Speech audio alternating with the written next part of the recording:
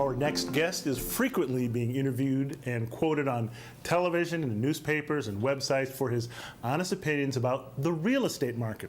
In this ever-changing market, he's always happy to share his perspective with buyers and sellers so they can make sound decisions for the long term.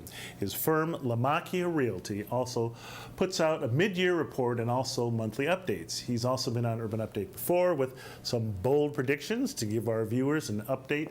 We now welcome back Anthony Lamacchia of Lamacchia Realty. Anthony, welcome back to Urban Update. Thank you for having me. Great having you. And we're going to, before we do anything, we're going to get to it. You gave us some bold predictions earlier this year. Let's review and see how you did.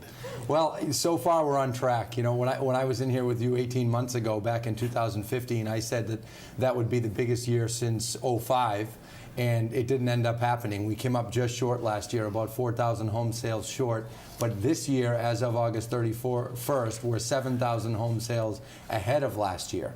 So I think that this will definitely be the biggest year since '05, which is, you know, biggest year in 11 years is no joke. That's quite a statistic. Wow, that's amazing. And I'm talking for overall home sales, you know, amount of homes sold. Now, you've also got some interesting trends showing up in your mid-year housing report. We've got some statistics. Why don't we just put those up and take a look at those? Sure.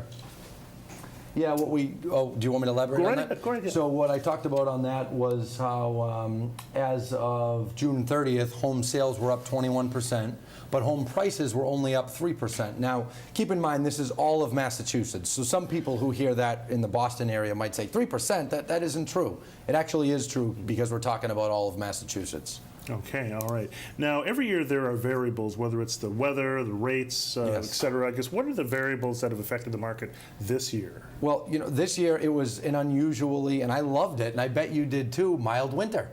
You know, it was. The last time I did love it too. Oh, who didn't? Have to stand out in the my dad didn't love it. He plows snow. But when I was in here with you beginning of last year, I was in just after the worst winter we had ever had, and in '15 it was the slowest start ever. This year was one of the earliest starts ever. So it's, you know, there's always something in this business. Now, one thing that's happening right now is the election. Yes. Does that have any impact on, especially one that's as crazy as this one? Yeah, does that have any impact on real estate at all? You know, that's debatable. No pun intended. I think generally speaking, it doesn't have a direct impact, but I'll tell you this, on the higher end it does. I have some friends that own companies that deal in, you know, multi-million-dollar homes, both here in New England and down in New York, and right outside of, you know, Wall Street and things like that, and they tell me that it does have an impact. But the everyday home buyer and seller, I don't see it having a big impact. I really don't. What about the fall? We're in the fall right now. The market's a little slower, but is it still a good time to buy?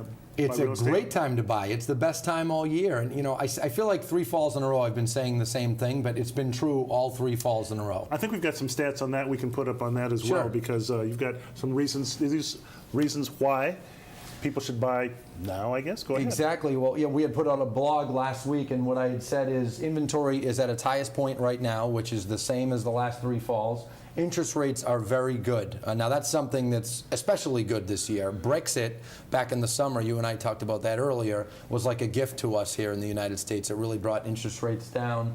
The third thing is sellers who are on the market now and who want to sell before winter tend to be a bit more motivated because they don't usually want to carry the home through the winter. So buyers can usually strike a better deal.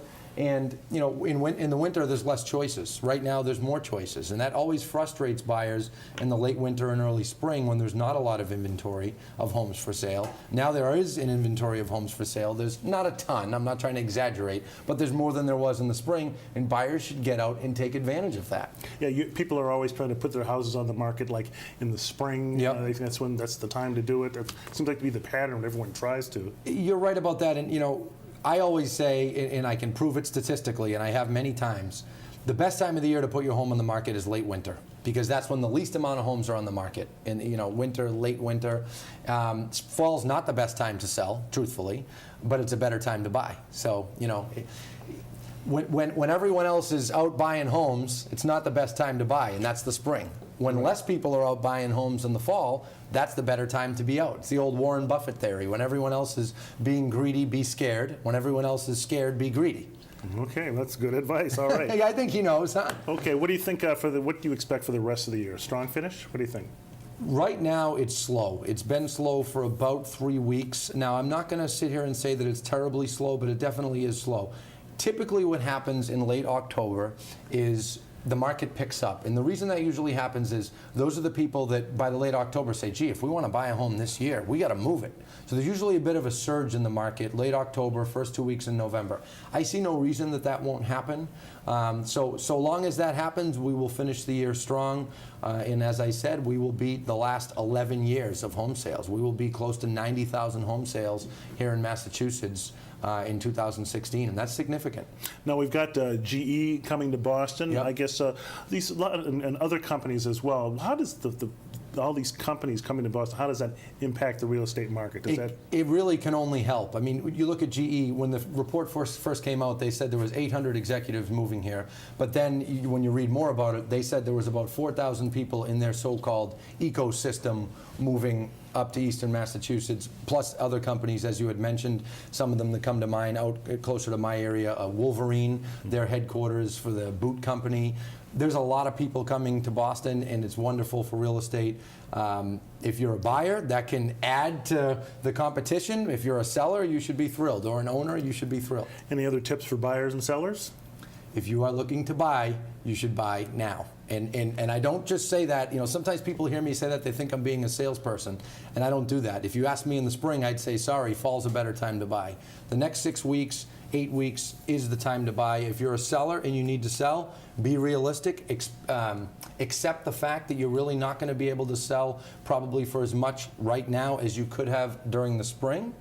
But you need to accept that and be realistic and not reach, because that's part of what happens. When the market gets hot, sellers start reaching for more, and then when the market slows, they can't believe it. Okay, Anthony Lamacchia from Lamacchia Realty, thanks for coming in. Thank you for having me, Byron. All right, well, that's it for this edition of Urban Update. I'm Byron Barnett. For all of us here, have a great Sunday, everyone.